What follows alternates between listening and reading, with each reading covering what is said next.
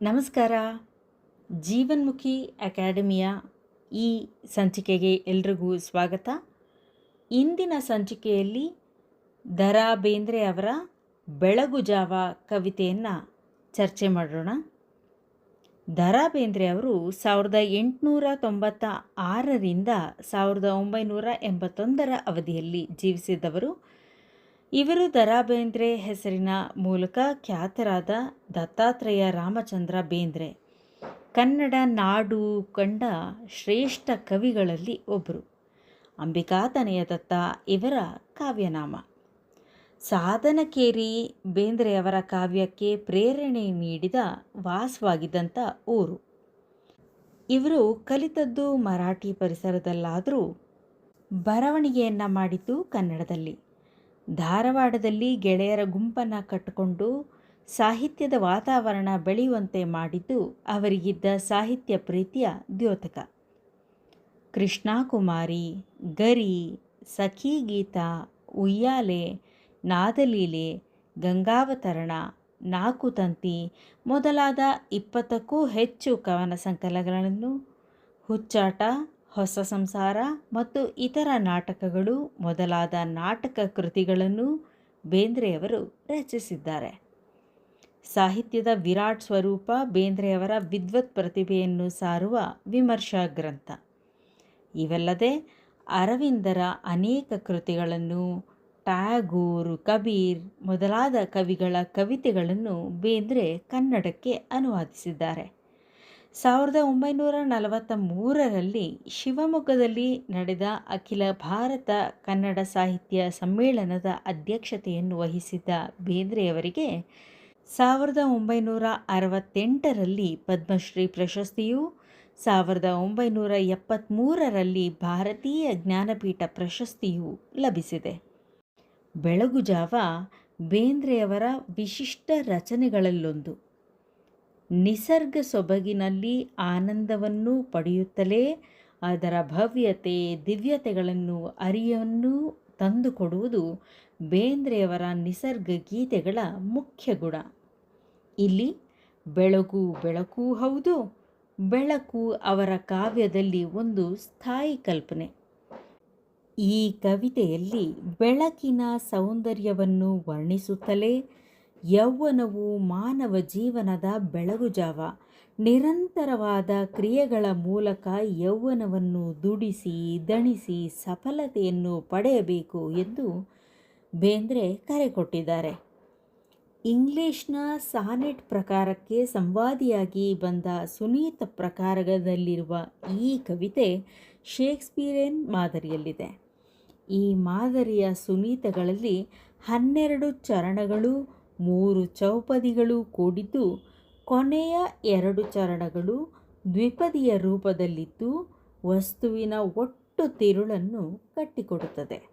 ಹಾಗೆಯೇ ಚೌಪದಿಯ ಮೊದಲ 2 ಪಂಕ್ತಿಗಳು ಒಂದು ಪ್ರಾಸದಿಂದ ಕೂಡಿದ್ದರೆ ಕೊನೆಯ 2 ಪಂಕ್ತಿಗಳು ಇನ್ನೊಂದು ಪ್ರಾಸವನ್ನು ಹೊಂದಿರುತ್ತದೆ.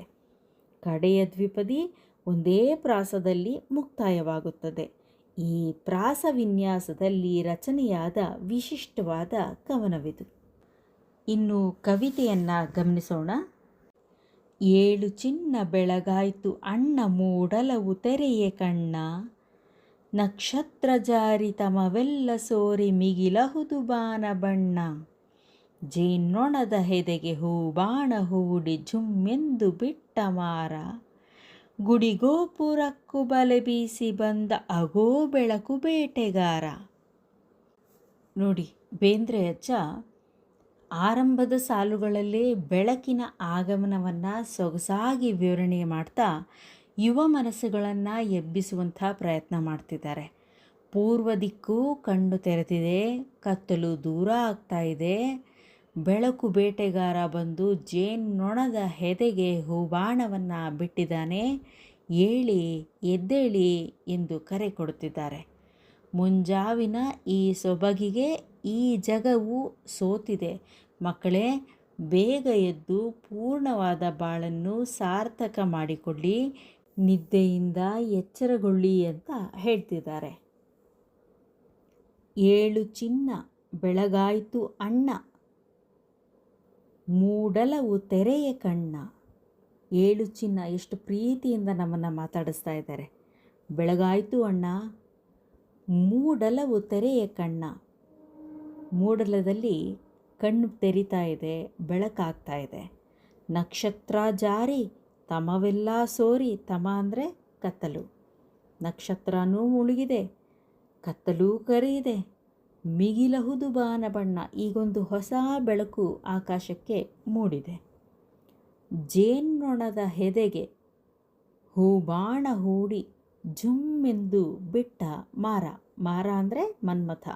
ಮನ್ಮಥ ಜೇನಿನ ನೊಣದ ಹೆದೆಗೆ, ಹೆದೆ ಅಂದರೆ ಬಿಲ್ಲಿನ ದಾರ, ಆ ಹೆದೆಗೆ ಹೂಬಾಣವನ್ನು ಹೂಡಿ ಬಿಟ್ಟಿದ್ದಾನೆ. ಗುಡಿಗೋಪುರಕ್ಕೂ ಬಲೆ ಬೀಸಿ ಬಂದ. ಗುಡಿ ಗೋಪುರ ಎಲ್ಲಕ್ಕೂ ಬಲೆ ಬೀಸಿದಾನೆ. ಅಗೋ ಬೆಳಕು ಬೇಟೆಗಾರ. ಹೀಗೆ ಬೆಳಗು ಎಷ್ಟು ವಿಸ್ಮಯದಿಂದ ತೆರೆಕೊಳ್ತಾ ಇದೆ, ಅರಳುತ್ತಾ ಇದೆ. ಇಡೀ ಜಗತ್ತಿಗೆ ಒಂದು ಹೊಸ ಚೈತನ್ಯ ತುಂಬ್ತಾ ಇದೆ. ಮಲ್ಕೊಂಡಿದ್ದೀಯಲ್ಲ ಚಿನ್ನ, ಎದ್ದೇಳು ಅಂತ ಕವಿ ಕರೀತಾ ಇದ್ದಾರೆ. ನಿಶೆ ಇಳಿದ ಉಷೆಯ ಎಳೆನಗೆಯ ಬಗೆಗೆ ಸೋತಿರಲು ಜಗವು ಸವಿಗೆ. ಕಣ್ಣಿದಿರು ಒಂದು ಕಟ್ಟಿತ್ತು ಕನಸು ಕೂಗೊಂದು ಬಂತು ಕಿವಿಗೆ. ಮಕ್ಕಳಿರ ಕೇಳಿ ರಸ ಕುಡಿಯಲೇಳಿ ಹುಸಿ ನಿದ್ದೆಗೆದ್ದೆ ಸಾಕು. ಈ ತುಂಬಿ ಬಾಳು ತುಂಬಿರುವ ತನಕ ತುಂಬಿ ಕುಡಿಯಬೇಕು. ಅಂದರೆ ನಿಶೆ ಇಳಿದು, ರಾತ್ರಿ ಇಳಿದು, ಉಷೆ ಅಂದರೆ ಬೆಳಗ್ಗೆ ಆಗಿದೆ. ಈ ಎಳೆಯ ನಗೆ ಒಂದು ಮೂಡ್ತಾ ಇದೆ. ಇದಕ್ಕೆ ಇಡೀ ಜಗತ್ತೇ ಮಾರು ಹೋಗಿದೆ, ಸೋತು ಹೋಗಿದೆ, ಅದರ ಸೊಬಗನ್ನು ಸವಿತಾ ಇದೆ. ಕಣ್ಣಿದಿರು ಒಂದು ಕಟ್ಟಿತ್ತು ಕನಸು ಕೂಗೊಂದು ಬಂತು ಕಿವಿಗೆ. ಮಕ್ಕಳಿರ ಕೇಳಿ ರಸ ಕುಡಿಯಲೇಳಿ ಅಂದರೆ ಈ ಅನುಭವವನ್ನು ಆಸ್ವಾದಿಸೋದಕ್ಕೆ ಎದ್ದೇಳಿ. ಹುಸಿ ನಿದ್ದೆಗಿದ್ದೆ ಸಾಕು. ಈ ಸಕ್ಕರೆ ನಿದ್ದೆ ಎಲ್ಲ ಇದ್ದದ್ದೇ, ಆದರೆ ನಮ್ಮ ಕಾಲ ಸೋರಿ ಹೋಗ್ತಾ ಇದೆ. ನಿದ್ದೆ ಮಾಡ್ತಾ ಮೈ ಮರಿಬಾರ್ದು. ನಾವೀಗ ಬೆಳಕನ್ನು ಕಂಡು ಬದುಕನ್ನು ಪ್ರಕಾಶಗೊಳಿಸ್ಕೋಬೇಕಾಗಿದೆ. ಇಲ್ಲಿ ಬದುಕು ಮತ್ತು ಬೆಳಗ್ಗೆ ಜಾವವನ್ನು ಸಮೀಕರಿಸ್ತಾ ಇದ್ದಾರೆ. ನಿದ್ದೆ ಮಾಡ್ತಿದ್ರೆ ಅದ್ಭುತವಾದ ಬೆಳಗ್ಗೆ ಜಾವದ ದೃಶ್ಯ ಕಣ್ಮರೆಯಾಗಿ ಹೋಗುತ್ತೆ. ಹಾಗೆ ನಿದ್ದೆ ಮಾಡ್ತಿದ್ರೆ ನಮ್ಮ ಬದುಕು ಸೋರಿ ಹೋಗುತ್ತೆ, ಕಾಲ ಮಿಂಚು ಹೋಗುತ್ತೆ. ನಮ್ಮ ಬದುಕಿನ ಕನಸುಗಳನ್ನು ನಾವು ಈಡೇರಿಸ್ಕೊಳ್ಳೋದಕ್ಕೆ ಸಾಧ್ಯವಿಲ್ಲ. ಹಾಗಾಗಿ ಹುಸಿ ನಿದ್ದೆಯನ್ನು ಬಿಟ್ಟು ಎದ್ದೇಳಬೇಕು. ಈ ತುಂಬಿ ಬಾಳು ತುಂಬಿರುವ ತನಕ ತುಂಬಿ ಕುಡಿಯಬೇಕು.